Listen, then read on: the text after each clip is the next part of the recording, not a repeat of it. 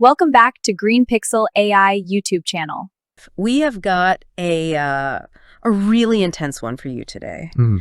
We are looking at a story that feels like it belongs in a political thriller, but it is playing out in real time right now on the frozen streets of Minneapolis. That's just a crazy story. It is. It's a story about a shooting, a narrative that was, set in stone by the highest levels of government. And then it just completely unraveled. Completely. All because of bystander video? It's a classic case of two conflicting realities. On one side, you have the official government account, the Department of Homeland Security, the White House. Right. And they're describing a domestic terrorist attack on law enforcement. A law and order success story, essentially. And on the other side? On the other side, you have raw footage Yeah. filmed by people standing on a freezing street corner that shows something radically different. Exactly. We're talking about the shooting of Alex Pretti, a 37-year-old ICU nurse, by federal agents this past Saturday, January 24th. Just a few days ago. And to help us sort through the noise, we have pulled together reporting from CNBC, CBS News, USA Today, Al Jazeera, and The Guardian. And our mission here is really to unpack how a law and order operation turned into this massive political headache for the administration. Yeah. We're going to look at the specific details in those videos that forced the White House to walk back their claims. And we're going to look at the very strange political alliances forming over this. Well, that's the thing. When you have gun rights advocates defending a protester against federal agents, things have gotten complicated. Very complicated. That is the twist I really didn't see coming. But let's just dive right into it. Set the scene for us. Minneapolis, freezing cold, sub-zero temperatures. Yeah. And there are protests going on against federal immigration crackdowns. So to understand the whiplash here, we have to start with the first version of the story. The official one. This is what the public was told immediately after the shooting. The Department of Homeland Security, DHS, released a statement, and Secretary Kristi Noem went on the record. And their story was pretty clear-cut, right? If I'm just checking my news feed on Saturday night, what am I seeing? You are seeing a story about a violent extremist. The official line was that Alex Pretti approached U.S. Border Patrol officers with a 9mm semi-automatic handgun. Approach them. Yes. DHS claimed he violently resisted when they tried to disarm him. Secretary Noem specifically said he brandished the weapon. Brandished. That's a legal term, isn't it? It implies he was waving it around, threatening people. Exactly. It changes the engagement from just possession to assault.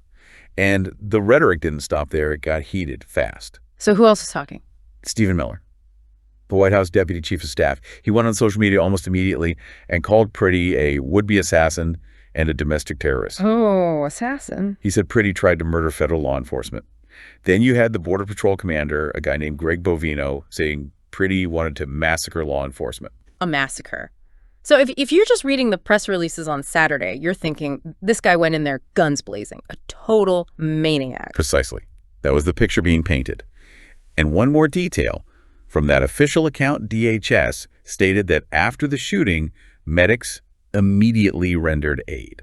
Okay, so that's the button on the story. We stopped the bad guy, and then we tried to save him because we're the good guys. That's the narrative. Okay, let's unpack this, because that narrative stood for about, 24 hours? Until the video started circulating. Right, and this is where it gets really interesting and, frankly, disturbing. So CNBC and CBS News, they verified 3 separate bystander videos. You've gone through them frame by frame. What do we actually see? It is a completely different sequence of events. It's disorienting. In the first video, the one verified by CNBC, you see Pretti on the side of the street. Okay. He is wearing a brown jacket, tan pants. He's not holding a gun. He's holding a phone. Oh, phone. Yeah. He's actually directing traffic and filming the agents. So no approaching with the gun at that point. He's basically just being a citizen journalist. Not at all. In fact, he's backing away from a confrontation initially.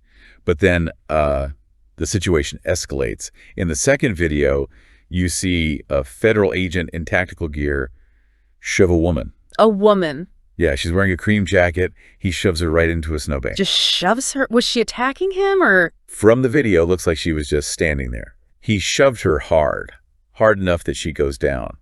And this is the trigger point. Pretti steps in. Okay. He puts himself between the agent and the woman on the ground.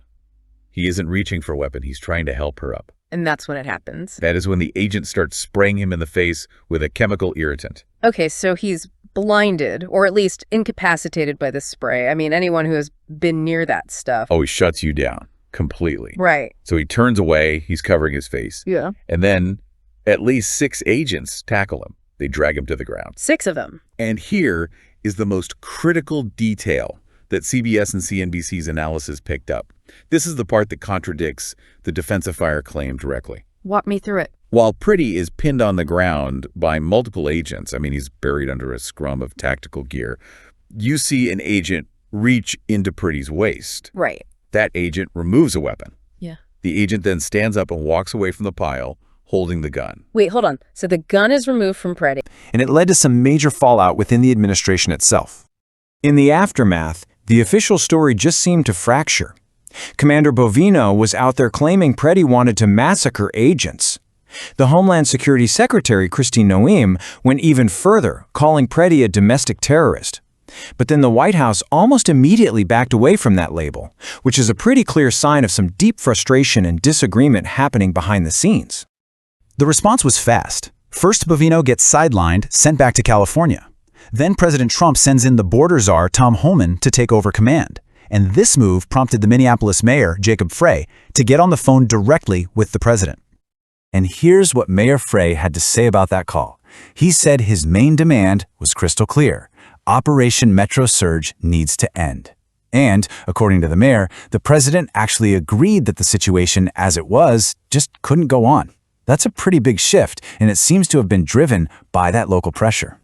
So where does that leave us? Commander Bovino is out, and a new federal leader is on the ground. The immediate crisis over leadership seems to be resolved, but the bigger questions are still hanging in the air. Is this the end of the conflict in Minneapolis, or are we just watching the beginning of a whole new chapter?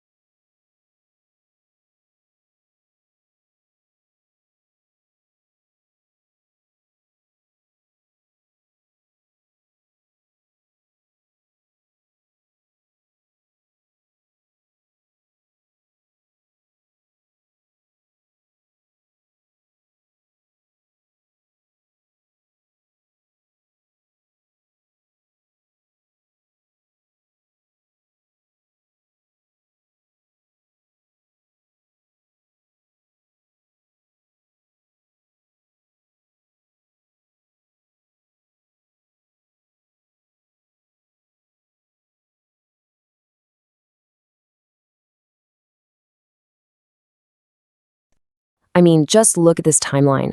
On January 7th, Renee Good, who was a mother and a poet, was killed in her vehicle.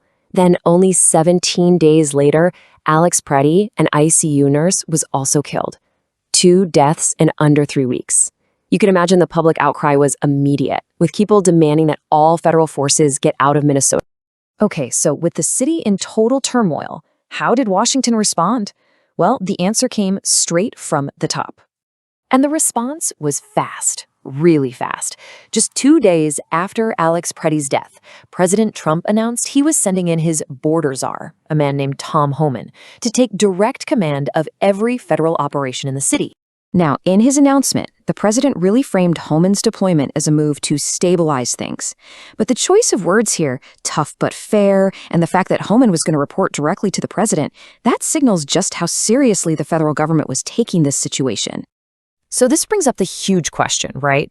Who exactly is Tom Homan, the person being sent in to handle this incredibly volatile crisis?